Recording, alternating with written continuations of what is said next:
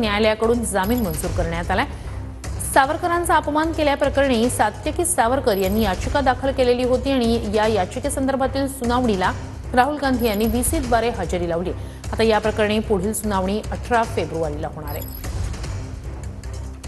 तुम्ही याचिका दाखल केलेली होती, सावरकरांचा अवमान केल्या प्रकरणाच्या विरोधामध्ये ही याचिका होती।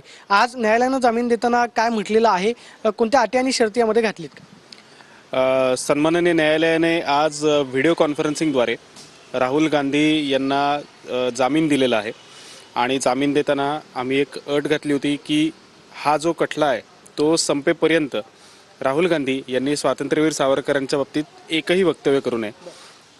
ती अट घातल्यानंतरच त्यांना जामीन देण्यात यावा, तर ती अट सन्माननीय न्यायालयाने मान्य केलेली आहे आणि व्हिडिओ कॉन्फरन्सिंगद्वारे राहुल गांधींना जामीन देण्यात आलेला आहे। सत्र न्यायालयात जर आव्हान दिलं गेलं, त्याच्यानंतर जिल्हा न्यायालयात जर आमचं म्हणणं धुडकावून लावलं तर नक्कीच उच्च न्यायालय आणि सर्वोच्च न्यायालयात जायला लागलं तरी देखील आमची जायची तयारी आहे, कारण या देशात न्यायपालिकेपेक्षा कुठलीही व्यक्ती ही मोठी नाही आहे हे याद्वारे सिद्ध होईल।